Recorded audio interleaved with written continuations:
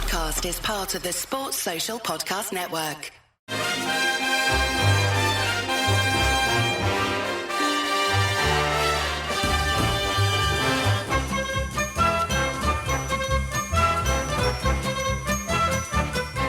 Hello and welcome to Haway The Podcast. It's Martin here and you're joining us for another Q&A episode where we answer all of your questions that you've been sending in on X and email and other various platforms. And there is an awful lot to talk about today.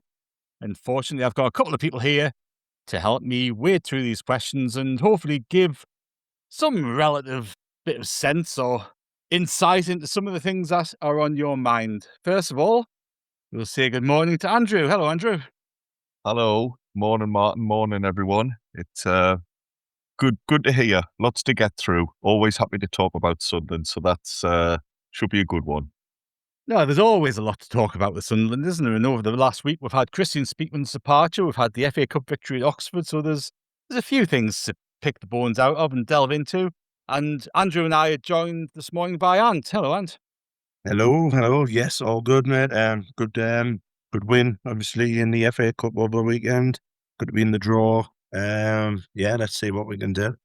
We are recording this before the draw for the fifth round takes place. There are a couple of questions about who we fancy and if we want Newcastle or not. You know, there's a question from Rob Ellison Davison and says, do we want the opportunity to beat the visitors 3 times this season? Now, I don't know about you, Andrew. I'm not the biggest fan of derbies. I like them after we've won. I like the aftermath if we've been successful, but the prospect of playing them weighs on my mind for far too long, far more than it should do. Do we want? Would you like a trip to St James's Park or to welcome the visitors back to the Stadium of Light in the next round? I'd be perfectly happy if we never had to play them again. By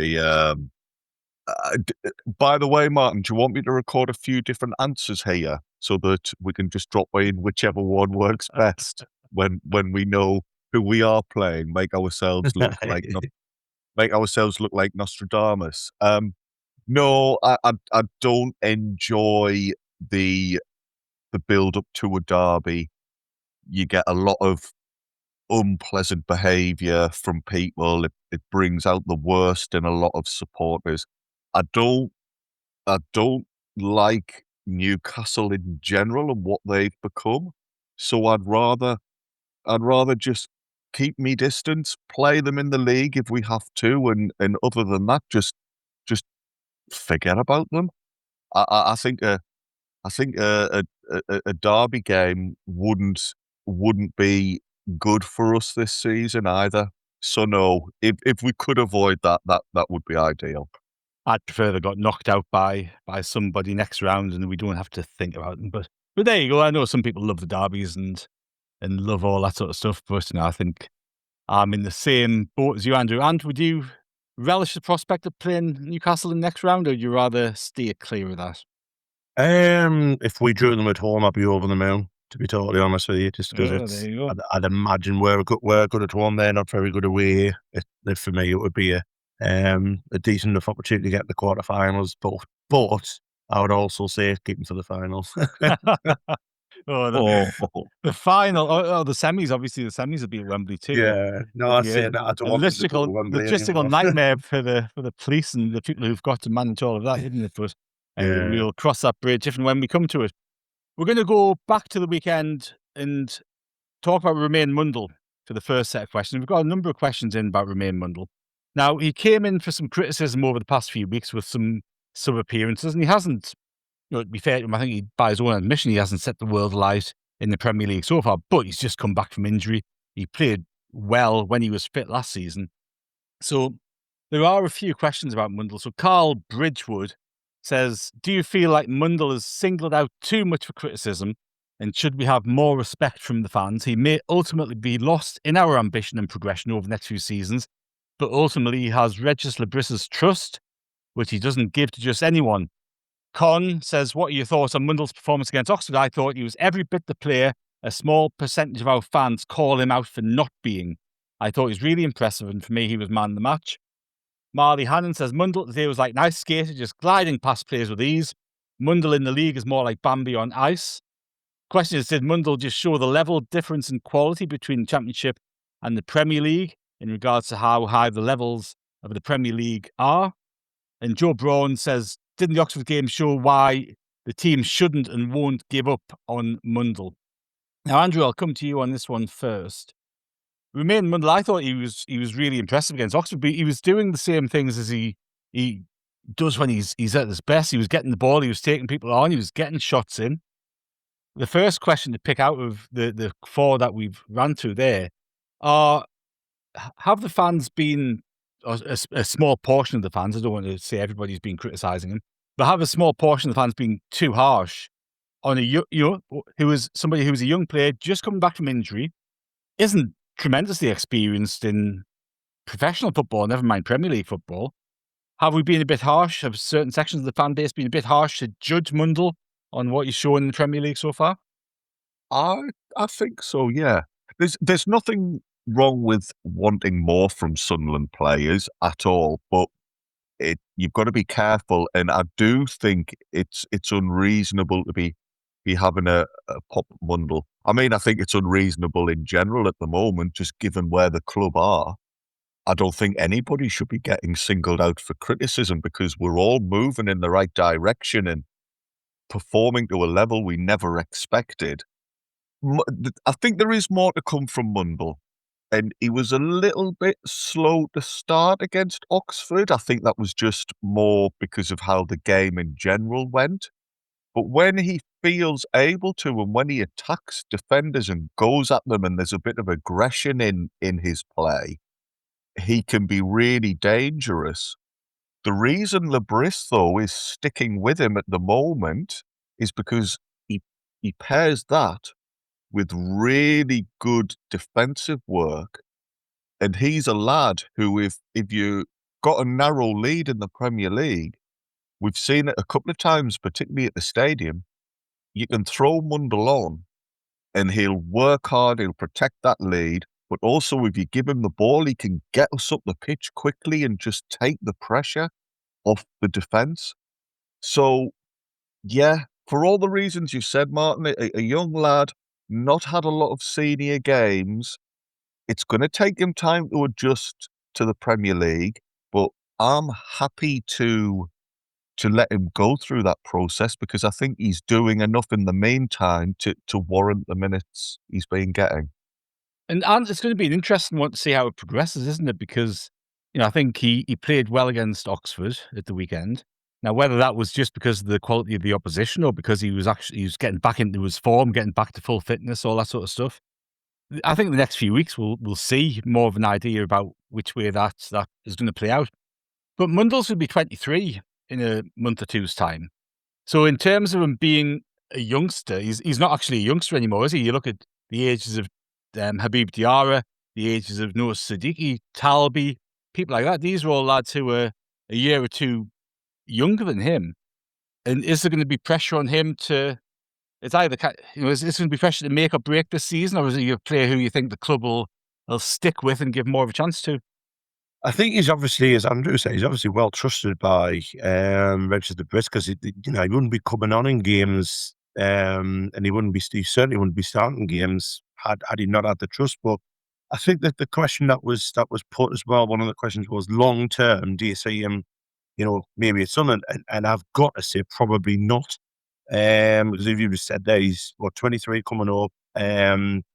He looks as if the ceiling's a little bit high for the likes of Angulo and Talby who play out on that left. So maybe the ceiling for them is a little bit higher, a little bit more. But I do think I do concur with you too. I think the abuse, but it is the stick he's getting on social media is completely unwarranted for me. I think he's not done. He's not done much really. Go remember this a lad who's not had a pre-season because he got injured in pre-season, didn't he? And he missed a lot of games. So he's basically just coming back into it. And what I like about Romaine Mundle is his ball, his care of the ball is very, very good. It's just, and it's always been not just been because we've been in the Premier League. He has always been where he's got the final third. He's not quite sure what to do. But that's been him since we've signed him. So don't understand why all of a sudden it's become a thing because we're in the Premier League. But and you mentioned there, Martin, because he is still, he's 23, but he has had a lot of injuries, so he is still quite young in that sense. A little bit inexperienced and stuff like that. But I mean, I thought yesterday against Oxford he was excellent. Really, really good. Got us into some really good positions. Could have had a goal on another day. I think might say, well, that's a level opposition, but he did a lot better than certain players who cost a lot more money than him yesterday. Thought he put on a really good show, and they're the type of games where you'd be looking at that and register be looking. I think right, you can do it. So I think as Andrew pointed out there, any criticism for any of the players at the minute is fair enough for constructive criticism, but all this stuff like why is he coming on ahead of Angulo against Arsenal? Like, because he's been here all season, Angulo's been here about a day and a half. So it's weird, but it always seems to be something, isn't it? There's someone you go and you pick on, and there was Patrick Roberts last year, wasn't there? Because Patrick Roberts wasn't scoring enough goals. Yeah. This year it's Romaine Mundle. I don't know, but probably look one. No, he did well yesterday, to be fair enough. And Andrew, he's a player who, throughout his time at Sunderland, there's been a bit of talk about him looking for the next thing.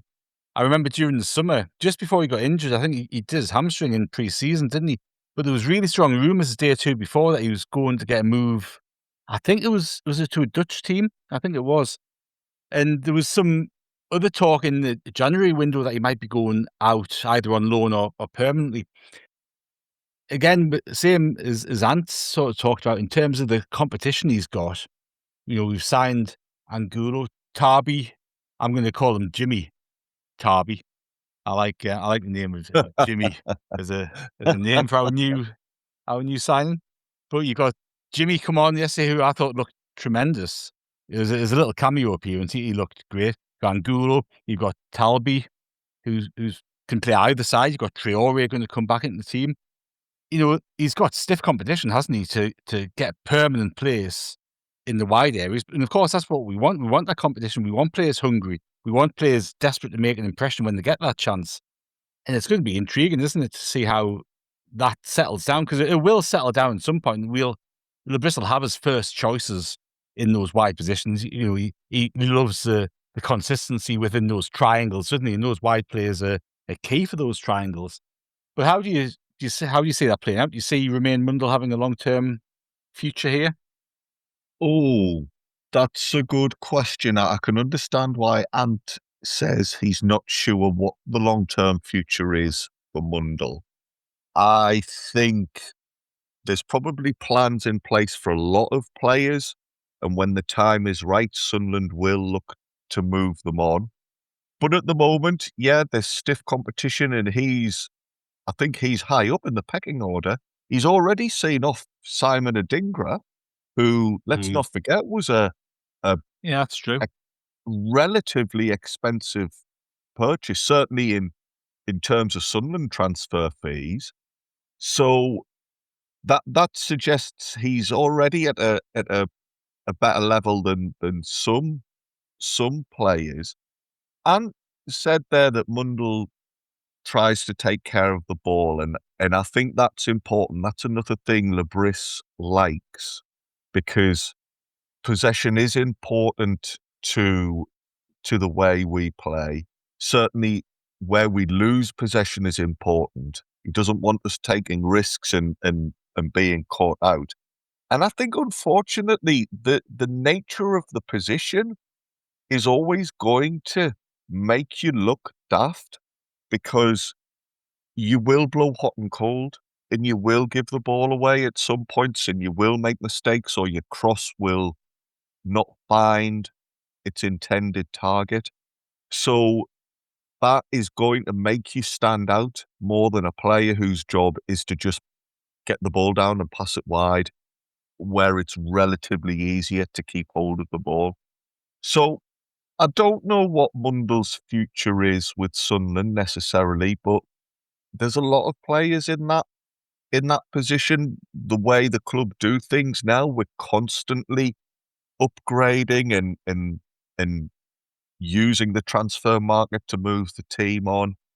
In the meantime, though, I've got no problems sticking with Mundle, and he's serving an important job for us, I would say. Yeah, I like him. I think he adds something to the team that we don't have in that position. And that's that just directness for goal. I think he's pretty single-minded, isn't he, once he gets into that final third. And, sometimes that can be to his detriment. But, in a team that doesn't score too many goals, to have that quality, I think, is fairly important at this moment in time. Certainly is an option off the bench. We'll move on to another question now from RYXCL 101. And we talked earlier about Romaine Mundle getting criticism on social media. Another player who's got criticism, a lot of criticism over recent weeks, undeservedly so, I will state categorically in my opinion right now, is Trey Hume. Now, RYXCL says, with the new signings of Tarby and Angulo, should Hume be left out of the squad? Now, I'm going to interpret this as left out of the team rather than the squad, because they're two very different things. We'll for the benefits of this conversation, we'll say, should he be left out of the team? And if so, who do you think, with Xhaka still out, deserves the captaincy? Now, and there's a couple of bits in there, isn't there, in terms of Trey Hume within the team. He's been a regular pretty much, hasn't he, under the Bris this season? And probably that's taken a few people by surprise, because the number of players we brought in, certainly the defensive players, you'd think, Hume's going to have a job on his hands to get his place this season. I think he's done fantastically well all season. He's been very consistent. And, I don't think he deserves criticism necessarily if he's played out of position. I think that's a whole different thing. If he was playing right back and not necessarily turning in, brilliant displays, then I think that's a legitimate conversation. But I don't think he deserves criticism for being played out of position and that's to do a specific job. We saw Luke O'Nien take the captaincy against Oxford, which I thought was interesting given that Hume has captained the side. But it's always a difficult one with captaincy, isn't it? Because we don't see what goes on behind the scenes. We don't see what's going on in training every week. And my view on this is whoever Bris thinks is the right person to captain the side is, in all probability, the right person to captain the side, because he's going to be the player in the dressing room, on the training field, who's voicing the right things, who's leading the team in the right way, who's doing the right things. But, there's two bits there, isn't there? So in terms of Hume's place in the side, first of all, do you think that's at risk? When Xhaka comes back, possibly, because I think I'd rather have Nodi Mukiele right back. I think Nodi Mukiele has done a fantastic job right back. So when Xhaka comes back, you're looking like, and especially Traore, because I think when Traore comes back as well, Traore will be back in on the right midfield because he gives us something else, isn't he? I think we've missed Traore a lot. So if you're asking us long term, my best 11 doesn't include Trey Hume, I'm reluctantly going to say no, but that's under no way a criticism of Trey Hume. I think Trey Hume's done a very good job this season. I think he's been asked to do a job recently that he's probably not 100% comfortable with, but he's done it. I don't think he's done it badly. It's not his fault that he's been asked to do that. I thought against Burnley at home, yes, it's quality of opposition, but I thought against Burnley at home, he was excellent in that position. Made up a lot of space for Norrie to go one forward. And I think, again, he's easy to pick out, isn't he? He's an easy one to pick out. It's going, we're not playing well because Trey Hume's playing the centre midfield or whatever, and it's not, that's not the reason. Not playing well because it's been a long season and, a few of them are a little bit tired and we're missing our best player. It is what it is. But, I think long term, if you ask me now, and everyone's fit, what's your best 11? It doesn't include Trey Hume. And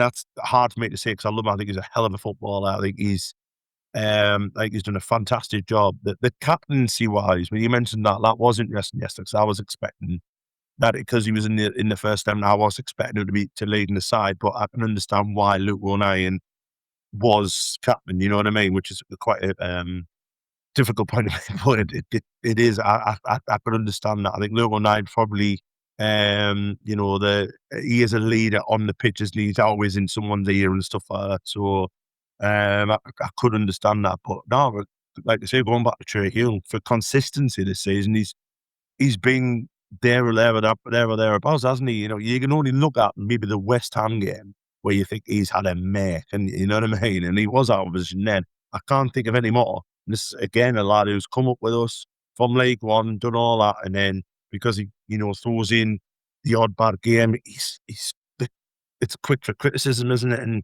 I don't understand that at all. I've got to be honest, Martin. But like I say, going back to the original question, when everyone's fit, he's probably on the bench for me. But again, that's just because how good Northern Mukiele has been, not because of him. So again, just anyone who is having a problem, just lay off. You know what I mean? Because he's been fine all season. There's a lot more to worry about than Trey. You've got to be honest. No, I completely agree. Andrew, in terms of the captaincy, I think you probably make a case for a number of players within the first team. And to me, that speaks volumes about the characters that have been brought in, the types of players that we brought in. You know, you could look at Dan Ballard, you could look at Nordi Mukiele, Ronaldo, you could see captain on the side, Siddiqui, Diarra. They're all players who lead by good example. Enzo Lefebvre would actually be my choice as captain if Xhaka wasn't fit. And that's just looking from the outside in, but I just love the example that Enzo Lefebvre sets with his work rate and his ethic that he brings to it. But I think it's that old cliche, isn't it, where a good team has a number of captains, and you're not a captain just because you've got the armband on. You take a leadership sort of role. You look to bring everybody else up and set a good example, and we've got a number of players who can do that. Exactly. And you saw that against Oxford United, because that could have very easily been a banana skin given the conditions, and we'd made a couple of changes. But the team were really professional. They were really together. And there were 3 or 4 lads out there who were setting an example and leading the group. Luke O'Nien, we're led to believe, is very vocal, whether he's playing or not. I think it was the Newcastle game where he was one of the louder voices beforehand. He might have even done a pre-game speech from what I remember. I think he did, didn't he? Yeah. Yeah. So the person that wears the captain's armband on a match day is perhaps just the person who meets the mascots and shakes the referee's hand and does the coin toss nowadays, because we do have a lot of character in the team. So obviously you want somebody who's not going to get distracted by all of those side issues. Sometimes players like to just focus purely on their job.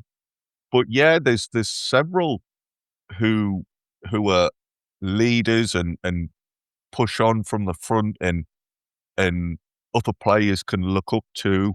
Other players, I dare say, can go to them after training and ask for advice, or if they've got a concern, they can talk to them. So the armband itself, I don't think needs to be too much of an issue against Oxford. Trey Hume, Luke O'Nien, I don't think whoever wore the armband, I don't think either of them would have performed any differently. Luke O'Nien is a complete side story. Is he had a bit of cheeky dental work done? I'm sure quite a subtle job. Fair play. It wasn't like in your face, but I thought when he was in doing his face. yeah, in his face.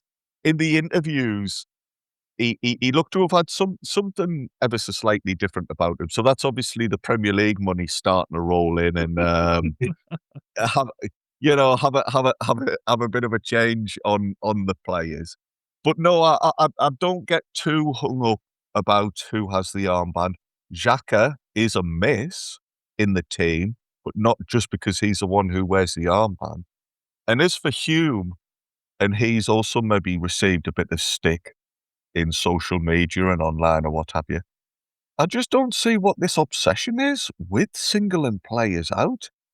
Yeah, we all have an opinion and we can all give our feedback and criticism and what have you, but there does always have to be, it seems, a couple of players who are, for whatever reason, the subject of like undue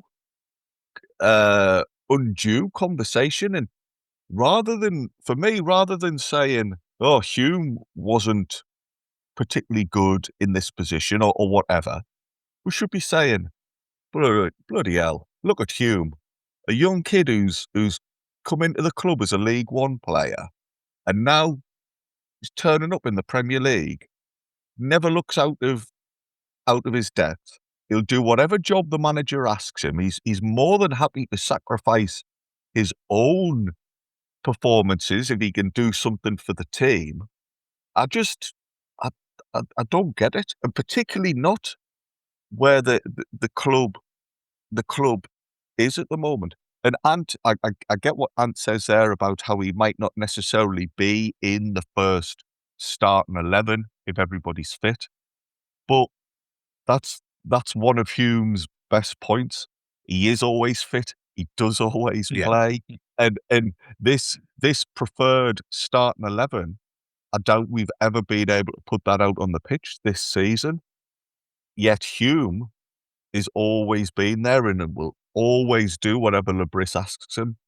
So he must be an absolute dream to work with as a coach, and he deserves credit for that. And for me, we need to look at things as a squad now. We don't need to be picking out one or two individuals who are being expected to have some sort of like near perfect performance every week. And just be pleased that as a group we've got so many options there and a real potential to get even better. That'll do for me for the time being, and Hume's a huge part of it. No, that's right. I think the chances of being able to actually select your first choice 11 throughout the course of the season are fairly remote, aren't they? And the fact that Hume can play right back, left back, he can go into midfield, he can go into the centre of defence, it's naturally he's going to be an option, and a very strong option, if anybody's injured in that sort of midfield or defence. So I think he's going to stick around for an awful long time and play an awful lot of football. We will have a very short break there, and we'll come back, and after the break we're going to talk more about team selection. Welcome back to Haway The Podcast. You're joining us for a Q&A pod today, and we are going to delve into team selection a bit more now. So Joe Lewins has asked a question about the midfield. He says, Siddiqui and Lafay looked class against Oxford, or too classy against Oxford. And if Xhaka was fit next week, in my opinion, the best midfield three, Diarra looks a little bit lightweight still. So he's saying the best midfield three would be Siddiqui, Lafay, and Granit Xhaka if everybody was fit. We're going back to that mythical everybody being fit thing. And in terms of team selection in that midfield, it's going to be an interesting one, isn't it? How Regis Bris manages that when he's got Granit Xhaka back in this team in the available for selection. Because Xhaka's been so integral and important to what we've done this season, he's going to come straight back into the team. That selection's has been made a little bit easier for him so far, isn't it? Because Diarra missed so much of that early part of the season through injury. But if he's got to choose 3 out of 4, with Xhaka, Siddiqui, Lafay, and Diarra, it's going to be a tough choice to make who doesn't play either at all or who doesn't play in the centre midfield. Because Lafay didn't start the season off in the team, but he's become absolutely crucial to how we actually play in the centre of the park, hasn't he? It's going to be a tough one. It is, because again, if you ask, as I always say, me number 10 is picked easy because it's Enzo Lafay, and there's no way Lafay is going back out wide now. That's why that's probably the reason why we've signed a couple of players who can play out wide. Angulo and Tabeg, or Jimmy as you called him before. So there's no way he's going back out wide. I think Noah Siddiqui in the 8 is our best 8 because of his graft and the fact that he doesn't give anyone any any peace at all. And I think we've missed that with Siddiqui being asked to do a little bit job a little bit deeper with Xhaka being injured. And firstly, I'm on a team sheet's Granit Xhaka, isn't it? When he's fit, he's going to be there. So it does open up this, where does Diarra go? I think personally, long term, right midfield as a 3, like right for 3. Him and Traore probably battling for that place, because I think he can do that. And what Diarra does very well, which the other two don't do as well, is he supports Robbie a little bit better than what the other two do. Look at his 2 goals against Burnley when he got at them positions.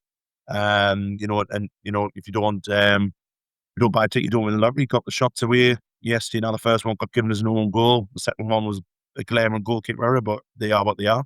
And the fact he stepped up yesterday, considering Enzo was on the pitch yesterday, it was on all penalty. The fact he stepped up and put the penalty away, which was a good penalty as well, says a lot for him as well. I get what people are saying about him, made him a little bit too lightweight yet, but this is a lad, again, we're going back to injuries. Lad has had a long-term injury and is still getting up to speed with it. He hasn't had the luxury of what Noah Sadiki's had as to playing all season.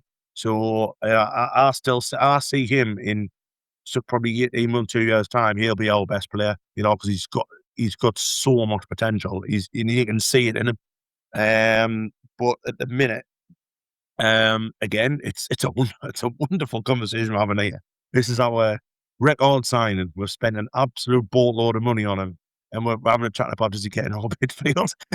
it's and it shows how well the other three have done, doesn't it? I think especially Enzo the Faith. I think he's been outstanding all season. But then you look at maybe in Diarra, you look at is he the successor to Xhaka? I don't think so, because I think he prefers to get forward.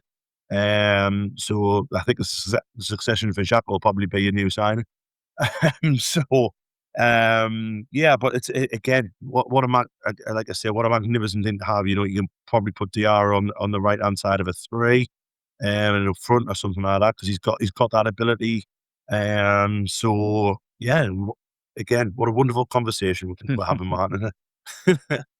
It's right. And Tenchy Lad has sent a question in that he kind of suggests the answer that you've just given to this problem. And so Tenchy Lad said, my question would be, when Xhaka returns, how do we get Diarra, Enzo, Sadiki and Xhaka in the same 11? Does Diarra play narrow on the right? And he also raises the point with Hume returning to right back, or does Mukiele go there? But these are all fantastic problems to have, Andrew. And again, that squad depth is going to be crucial if we are going to have a good run in the FA Cup, a better run in the FA Cup, if we are going to have a strong finish to the league season. And you've got to take into account as well, Noah Sadiki's just turned 21. Diarra's just turned 22. These are young lads. First season in English football, first season living in England. It's a huge change for them. And especially Noah Sadiq, he's been asked to play an awful lot of football so far this season. He's been away to AFCON, obviously Diarra has too. We're going to need a number of players, aren't we, to rotate in and out and bring on certain situations and cover injuries and suspensions. Sadiqi's suspended for the next round of the FA Cup, isn't he? So we're going to need players to come in and do jobs. And, it is a cliche, isn't it? But it's a squad game, and we need that depth of squad. We do. I agree entirely with what you are saying. Am I right in thinking as well that Hume also is suspended? Yes, you picked up a second yellow card. So the suspensions for the FA Cup are based. If you get a yellow card in the FA Cup, it counts for the FA Cup. So I think until the quarterfinals are finished, if you get 2 yellow cards, you get a 1-match ban. I think after the quarterfinals, it kind of goes out the window, and you can do what you want, really. Do what you want. It's just going to be some sort of like Mad Max style battles on the pitch. So that's funny there, because we've all been speaking about Hume and what he brings to the team. So that might be a time where he sits out and it becomes apparent what we're missing in him. We don't know. That's for down the line.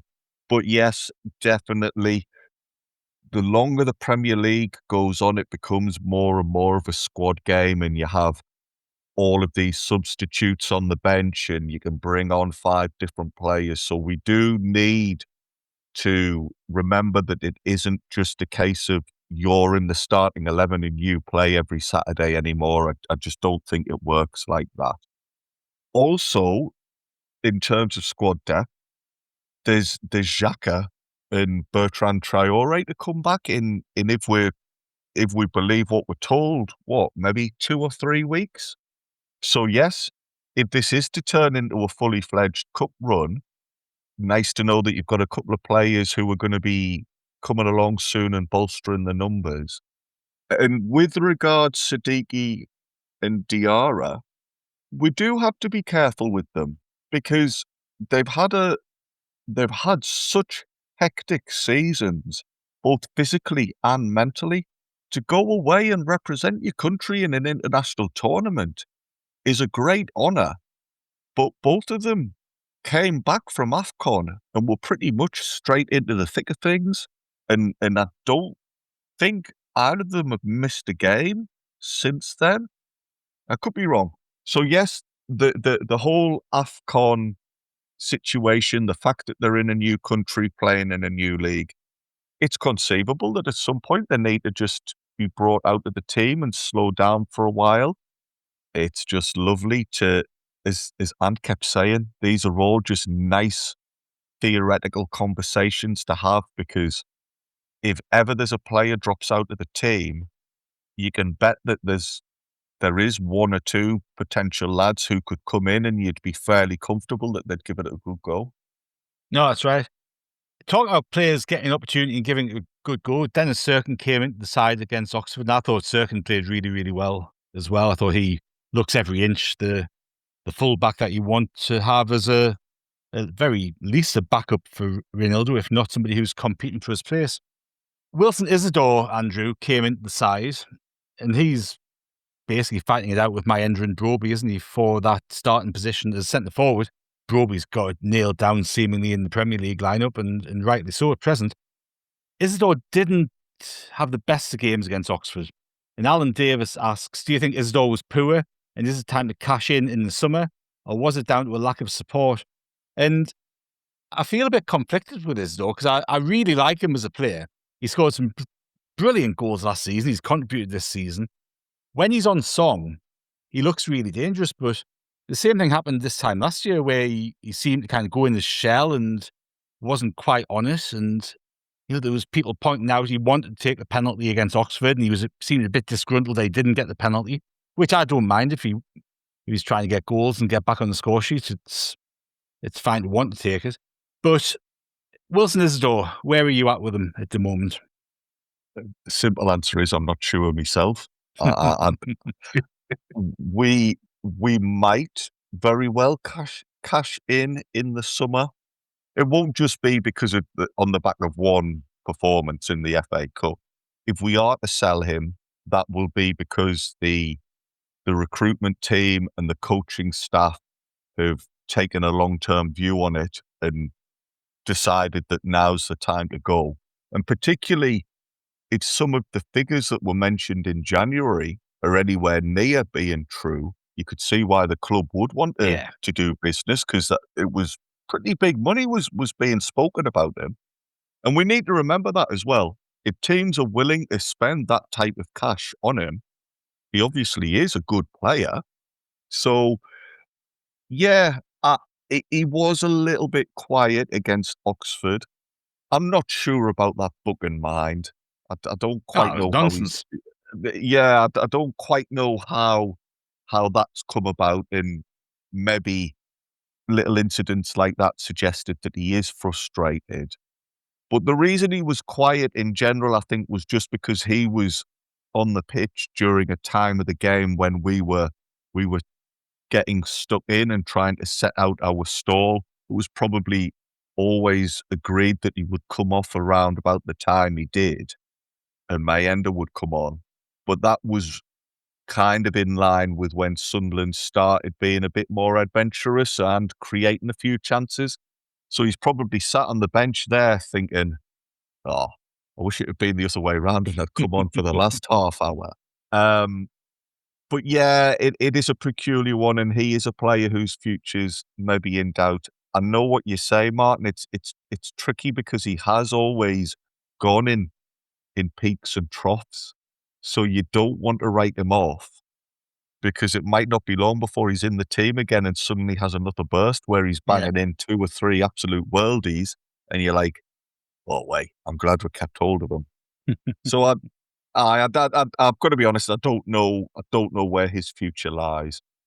Whatever happens, it's no problem. I'm not hounding him out or anything. No, and it's the interesting thing as a supporter, isn't it? Because you can see his potential. He scored some fantastic goals, especially last season. The technique that he scored, a few against Oxford at the Stadium of Light. There was one against Coventry at the Stadium of Light. He scored some fantastic goals. He obviously got it in his locker to do that. And when you play like we do, you kind of need those moments of magic from your strikers. You need those goals out of the blue, which he's capable of producing. So I certainly wouldn't be writing him off, but it seems funny how he does go through those peaks and troughs of form, and he seems very much a confidence player. And when he's up, and he's dancing around, and he's the life and soul of things. And when he's down, he's really kind of in himself. So if we can see that as supporters, watching games at the stadium, watching games on TV, it's going to be evident elsewhere, isn't it? And it's interesting you mentioned how did he get booked, because Paul Boo Scott at the Bouvant, apparently, says, how did we get more bookings than them?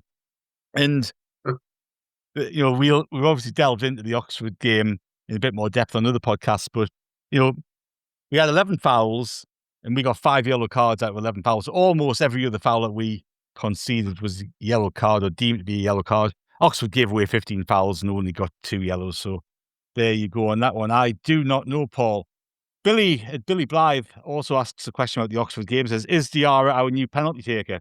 I would say it seems like that. Certainly was on Sunday. So we'll see what happens next time. I do remember that against Brentford, Diarra wanted the penalty in the home game and Enzo Lefebvre took it. And after the match, they said, we can just decide on the pitch if whoever's confident gets it. It was interesting that Lefebvre didn't take it after the Brentford away penalty that he Panenka'd, but that is one that we'll keep a watching brief on, because I suspect Diarra will take our next one in the league.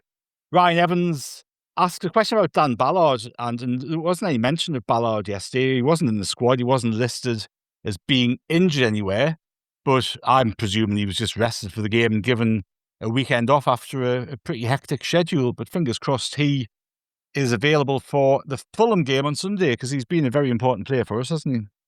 Yeah, I think I always like to watch a lot of Dan Ballard, because I think, he's just like this big commanding unit player. And against Liverpool, there was a couple of times where when the ball had gone out for a goal kick or whatever like that, where he was just like leaning on his haunches a little bit. I don't know whether, because we played like a lot of football against obviously one of the biggest sides, the Arsenal Liverpool coming like one after the other. I wonder if he's maybe just picked up like a little niggle or whatever, and he's just managing that.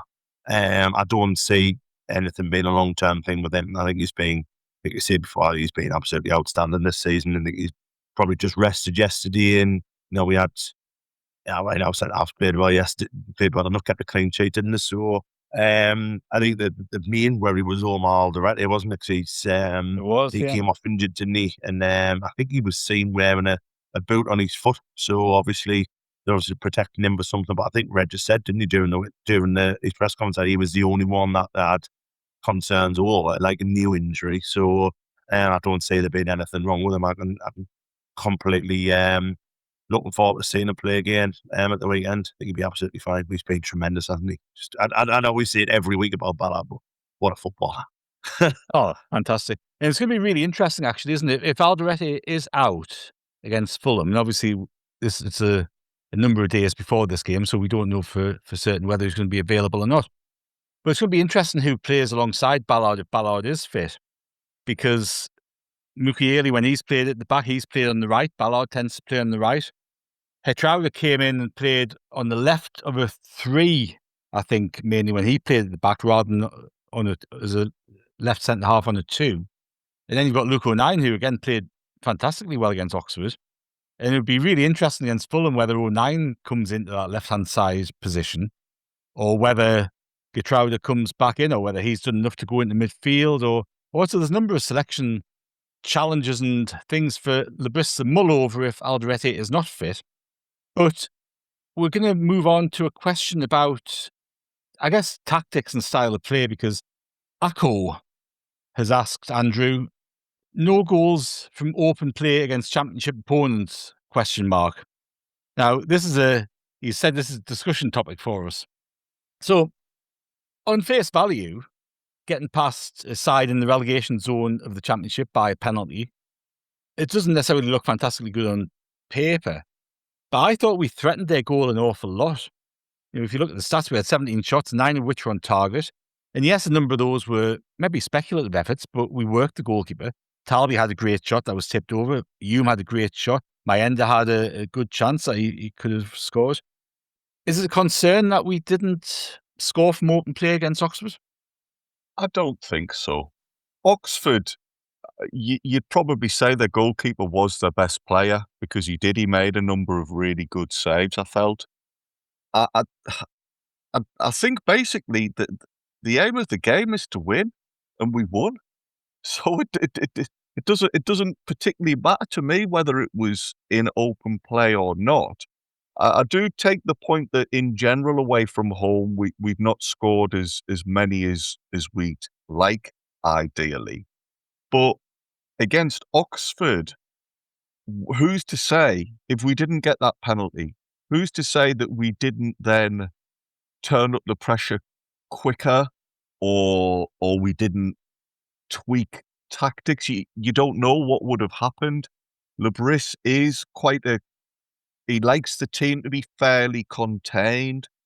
And when we're 1-0 up, he doesn't need or want to see us going all out for a second goal. I think he reckons if you play the percentages and keep solid at the back, we weren't packing out defence, but we kept them at arm's length, and Oxford didn't really create much against us.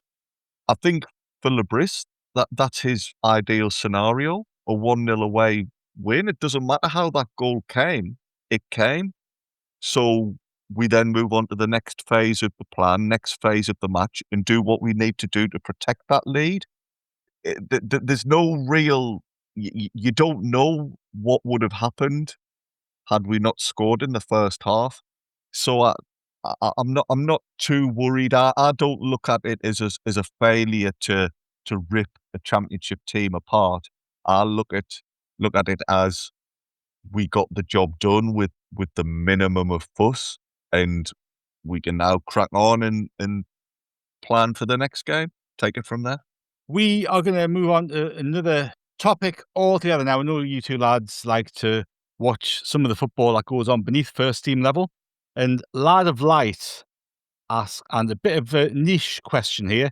He says, should Appleton put more emphasis on groundskeeping? The last 2 home games have been called off due to rain, despite knowing it would be raining ahead of time. Could the club invest in equipment to mitigate the effect that rain has on the pitch, like at the Stadium of Light? Now, I know it's a funny question because, a ground like Appleton, it's not going to have the things going on that we've got at the Stadium of Light. It's not going to have the technology and all that sort of stuff. Rain's part and parcel of living in the northeast. You're going to get a fair downpour every now and again, or every day at the moment, I believe. But is it a concern that we're not able to get some games on, and you've got fitness issues for players and not being able to fulfill fixtures and stuff like that? Is that just sort of par for the course? I think the problem being is we've had nothing but rain over here for God knows how many days that we're into this year now. We're 46 days. It is literally done nothing but rain. And obviously we're speaking to a host here who's in Australia in the height of summer. So you don't know what that means to me. We're desperate for rain, I can tell you. I've got, listen, if you look at over the last 3 or 4 years, and obviously I'll go and watch a lot of the Lassers games in Appleton, I can only remember before, obviously, the last few weeks, I can remember one game getting called off, and that was due to frost. So it wasn't like it had nothing to do with the rain at all. Wet rain that was frozen. But, it had nothing to do with the deluge, what we've had recently. And I've got no issues. Appleton a few years ago was a little bit of an issue because the drainage wasn't great. They did spend a lot of money on the drain, and the drainage there is actually quite good. It's just the problem is now the amount of rain that we've had. It is the pitch itself. Obviously, the Sheffield United game for the Lassers got called off last Friday. It done nothing but rain since, so you knew that game was going to get called off. I think the young'uns are meant to be there tonight, and I think that's being called off. But as far as the question, should the club invest in Appleton? No, it's not their ground. They use it. Yes, they use it, but we don't own the ground. The ground's owned by Appleton. So, so I just, nah, to be honest, the problem being is it's raining. You look at a lot of games in like the National League, a lot of them got called off. I think Port Vale, who are in League One, they couple of their last games being called off, so it's just weather-wise. So for me, no, I don't agree with that at all, to be honest. There you go. That is a categorical answer. Thank you very much, Ant. We will take another short break there and we'll be back after a couple of ads. Crisp, refreshing, and unmistakably tasty. Ice cold Coke Zero Sugar. It's the only drink with real Coca-Cola taste and zero sugar. LifeLock, how can I help? The IRS said I filed my return, but I haven't. 1 in 4 tax-paying Americans has paid the price of identity fraud. What do I do? My refund, though. I'm freaking out. Don't worry, I can fix this. LifeLock fixes identity theft guaranteed and gets your money back with up to $3 million in coverage. I'm so relieved. No problem. I'll be with you every step of the way. 1 in 4 was a fraud-paying American. Not anymore. Save up to 40% your first year. Visit LifeLock.com/podcast. Terms apply. Welcome back to Haway The Podcast for the final section of our Q&A pod today. And we are going to talk Kristjaan Speakman now. Paul Rackstraw asks, is Speakman one of the most important appointments in our history, never mind the last few years? No doubt he made mistakes, but he actually made the 5-year plan happen. Now, Andrew, I know you and Gab did a reaction to Kristjaan Speakman's departure when news was announced the other day. And we did something on the website a couple of weeks ago, and the question was surrounding, who was Sunderland's best signing over the past 5 years. And I said Kristjaan Speakman was our best signing over the past 5 years because I think without him, a lot of other things don't necessarily happen. History's going to look back on him favourably, Andrew, you'd think, wouldn't you, after he's left the Stadium Light? And, I'm sure things will come out in the wash over the next month or two about why he's left and some of the nuts and bolts about that. But if you just look at what he did for the club and the position that we were in when he arrived, he's done everything that was on the remit of a sporting director, surely. Oh, yeah. The facts speak for themselves. From League One to the top half of the Premier League and in a really strong position to continue to develop. I don't know what else you could expect of him. Everybody's going to have issues in a job where a decision they make doesn't pan out the way they wanted to. But particularly in a game of football, in the sport of football, where there's so many aspects and so many reasons why things do and don't work out, it would be extremely harsh to worry too much about the things that didn't pan out. And yeah, when you weigh everything up, he is by far and away one of the most influential people in Sunderland's history. He, as you say, things might come out and it might turn out that there's been a negative parting of ways and there's been issues behind the scenes. But from what we're led to believe and from what we can see as fans, he has worked really hard and implemented a vision that is completely changed the attitude at Sunderland. So many things are different now to how they used to be. Independent people refer to Sunderland. I think George Ellick on Gab's preview pod said Sunderland are probably the best recruitment team in the country now. I mean, what a brilliant situation to be in when in living memory we had owners who just got fixated on players and just kept going back and just hoying more cash on the bid. Everything's changed. The whole mindset. We always say on these pods, don't we? Oh, typical Sunderland, full house at the stadium, the team are going to choke. Typical Sunderland, they've had a couple of decent results, so that'll all go wrong. They're going to choke. We're going to get a kick in the teeth. Typical Sunderland, we're going away to a championship team in the FA Cup. We're probably going to duff that and be annoyed. These things just don't happen now. There's a whole different sense of confidence around the club, and a lot of that is down to the effort and the decisions and the work that Speakman's put in. So yeah, I'm like you. I'm going to have a lot of time for him and recognise that he's done a superb job for the club. And of course, it's not all about Speakman, is it? He's made some good decisions. He's made some questionable decisions, but overall, he's left the club in a far better place than he found it, and that's the judge of the job he's done, I guess, isn't it? But it does show that the club similar to how we've kind of operated with the players, where, we've talked about Dan Neil and Patterson and people like that, not necessarily being given a chance and just being replaced. The statement the club put out when the news broke was very much, it's a club decision. The club has decided to move Speakman on, essentially. And Jack Asprey asks a slightly negative one, but after Speakman has left, I've heard fans murmur that Regis Bris might be next, as KLD is showing an increasing ruthlessness to his management style. I personally think this would be a massive mistake, as right now we're exceeding all expectations. What are your thoughts? But I guess it's a legitimate question to ask, isn't it? If we're doing that with players, if we're doing that with the sporting director, coach and stuff, we've seen it with the scouting people as well. So, Stuart Harvey left earlier in the season.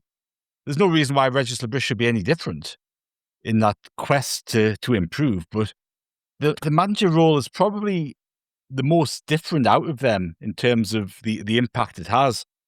Do you think Bris will be next, or do you think he's pretty settled and secure in his role at the moment? Do you know what? I'll take you back to the first season back in the Championship under Tony Mowbray. And it was rumoured then, despite Tony Mowbray getting us into the playoffs, that he was going to be moved on and we were going to get, and I can't remember the lad's name, and I am sorry. It was Farioli, wasn't it? That was it, Farioli, that's it. And you look what job he's done since. He's done remarkably well, hasn't he? And there was a big, uproar, wasn't it? And the reason why it didn't happen was because they wanted to give Tony Mowbray a chance, obviously, and then what happened then happened.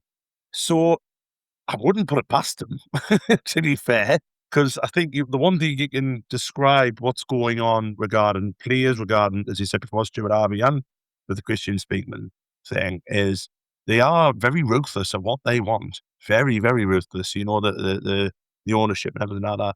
I think any thoughts that Regis Bris won't be our manager next season, unless he's poached by someone, is for the dogs, to be honest. I highly doubt they're going to move him on at the end of the season. If you ask me this question, Martin, in a year's time, because what I think is, and this is kind of what I was saying in championship sales, I think maybe they've got their sights next season on Europe, because with Speakman being moved on, obviously Flo Trophy's going to be doing the recruitment. You would imagine this, that, and the other. I wonder if they're going to give a decent war chest in the summer, depending on how we finish. I mean, we won't be in Europe anyway, you know what I mean? We're not out of that at the minute, are we? But I think their aim next season may be European football, the way that, the talks of what's going on, everything, this, that, and the other.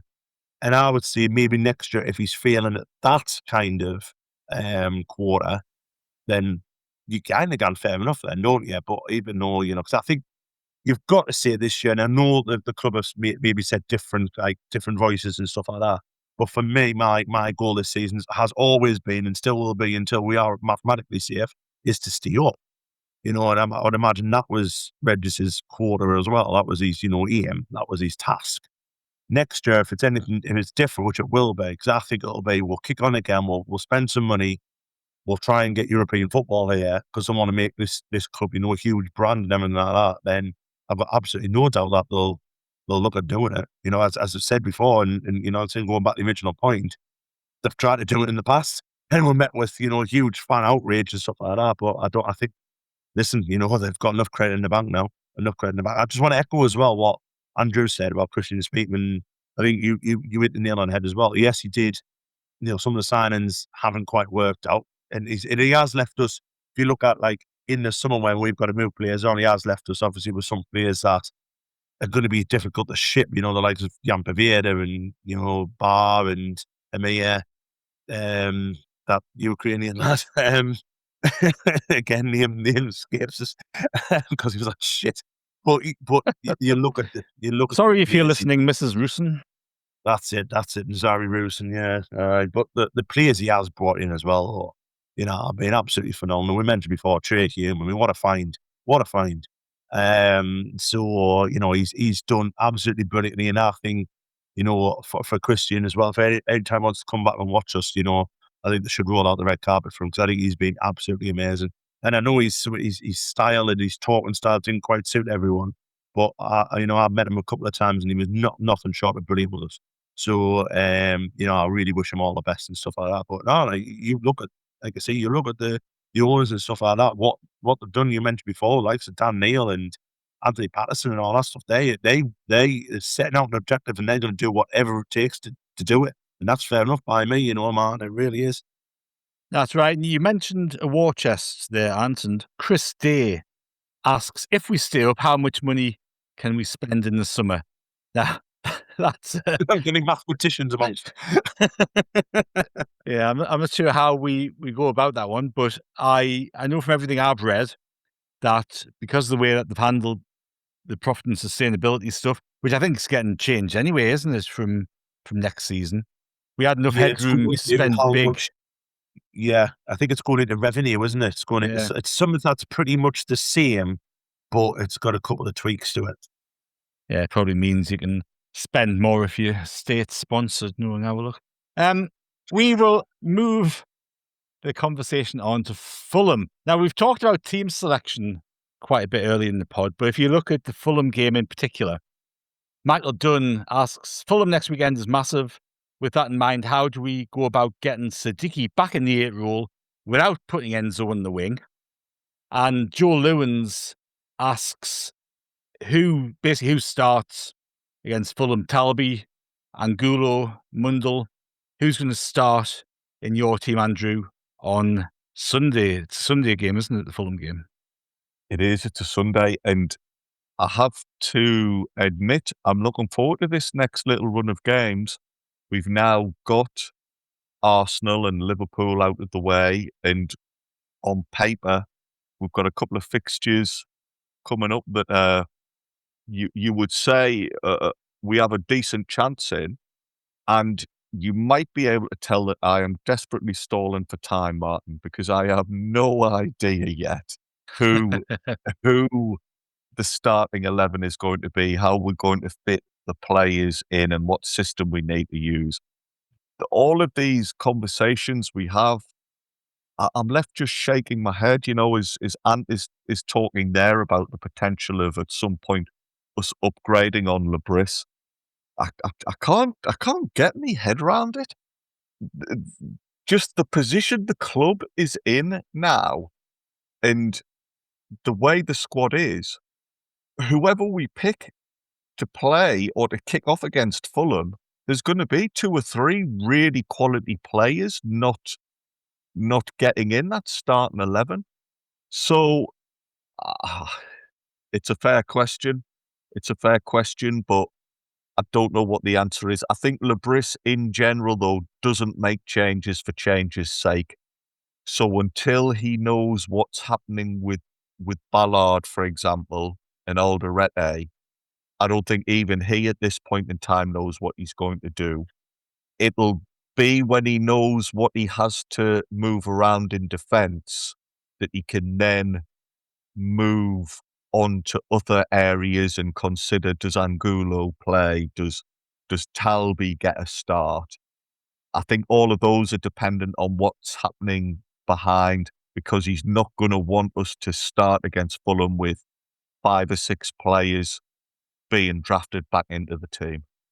Have I covered myself? Yeah, you've covered yourself remarkably well. I think but you're right, because until we know what injuries and what we're dealing with, it's really hard to actually predict the team, man, isn't it? Because if one of the defenders isn't available, the chances are Mukiele goes centrally, Yoon goes back to right back, and then that opens a slot up in midfield to try to put Diarra out there, put Talby out there, bring Angulo in. I think Angulo's been brought in as a starter. I think the intention is he's going to play. So, I think you can maybe pencil him in. It's going to be interesting, with Geertruida. He obviously played him there in the centre midfield against Oxford. Did all right, didn't do brilliant. But, people have been calling for him to play in the centre midfield instead of Xhaka with Xhaka's injury.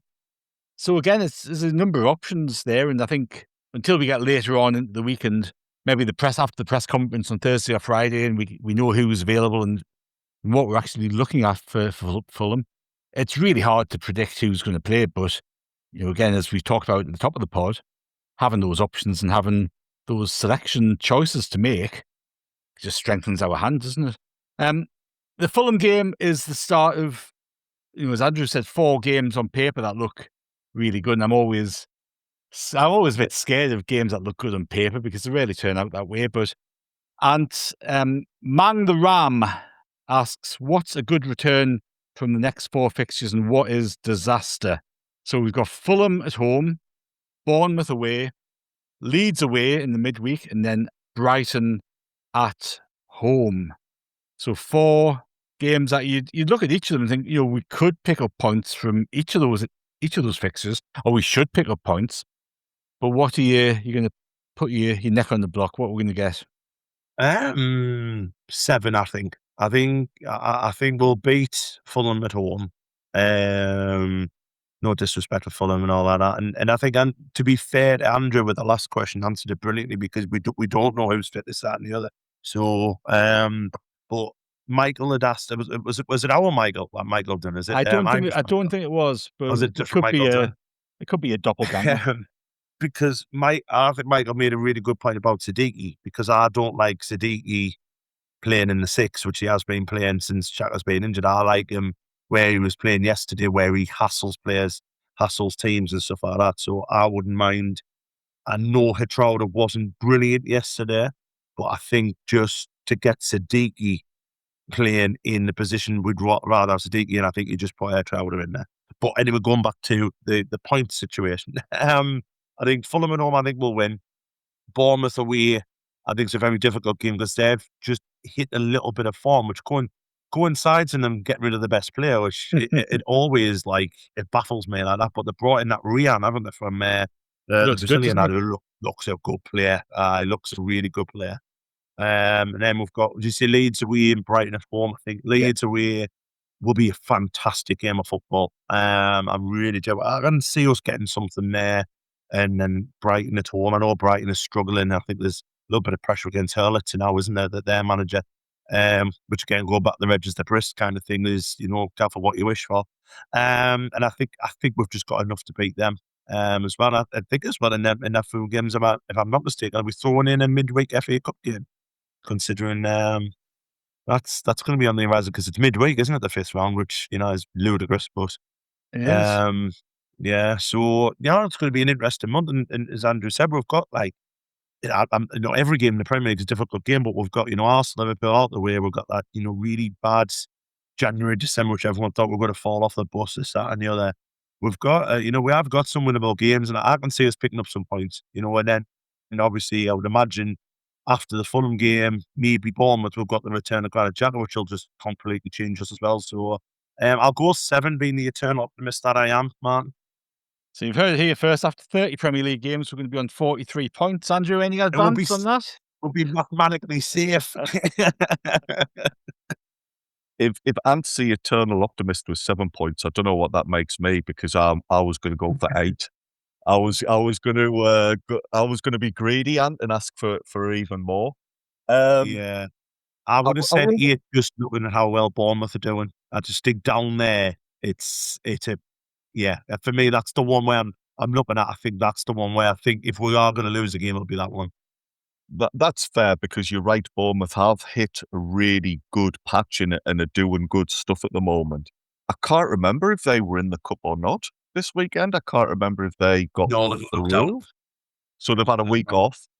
Yeah, fair dues. They've had a week off. I mean, all 4 of those teams could very conceivably beat us. I'm not talking as if these are all easy. Well, conversely, each of those will be looking at playing Sunderland, going, there's a chance to get some points there. Exactly. And our away form isn't the greatest. So that's why, from my 8 points, I would say the 6 would be coming in the 2 home games, and would be looking to just get back to basics away from home. I think recently we've taken a couple of, in terms of scoreline, we've taken a couple of heavy defeats away from home recently. I'd like us to go back to the type of Crystal Palace, Brighton away type of performance where we're very solid and we just play out a goalless draw and pick up a couple of points there. But yeah, I'm looking at this little run of fixtures, thinking we can be confident. There's an international break in there. as well. So certainly by the time of the Brighton game, you'd love to think that Xhaka was back.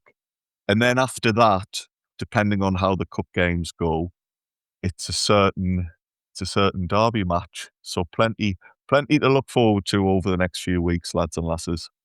That's correct. And I think if we go into that derby game with 40 points or more, I will be pretty content. So I'm going to go a little bit lower than you. So I think I'd be satisfied with 5 points out of these next 4 games. Just keep things ticking over and keep the points building. If we crack that 40 points mark before we go to St. James's Park for the derby, then that's perfect. And we could beat each of those teams. You look at the fixtures on paper, you go, we could beat those. But I think again they'll be looking at that fixture and going, well, we could get something out of Sunderland. So they're going to be very tough games. And we haven't necessarily been our best when we've been forced to break teams down and we've been forced to take the game to the opposition.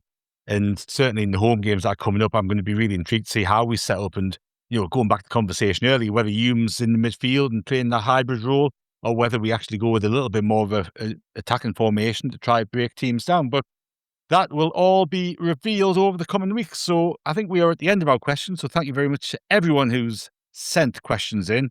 And of course, please remember the social media post goes out, I think, on a Sunday night usually to get questions in for these Q&A pods. But you can always email Haway The Podcast, safc@gmail.com with questions during the week too. All that's left for me to say is thank you very much, Andrew. Always a pleasure.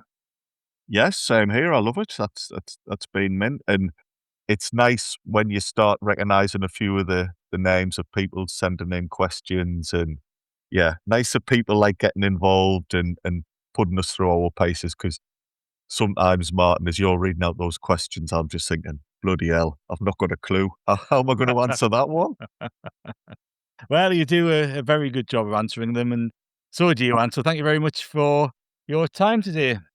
Yes, thank you very much, and thank you everyone for putting the questions in. As you said before, not one transfer one this week, Yes. so I'm quite happy about that. No, so Chris just wants to know how much money we can spend in the summer. So that's leading us into the summer. At least he didn't go, "Can you name as a player we're going to decide at the summer?" God. Now you've said that, and now you've said that, you know what the next set of questions are going to be. There'll be a deluge of emails asking for scouting recommendations from Colombia and all sorts of places, wouldn't it? Martin, get Ant lined up for a transfer special next week. You have to wear a yellow tie next week, Ant. Yeah. Right, thank you very much, everybody. We will be back tomorrow on Haway The Podcast with another pod for your listening pleasure. And don't forget to visit the website rokerreport.sbnation.com for all of your Sunderland content. Until tomorrow, it's goodbye from us.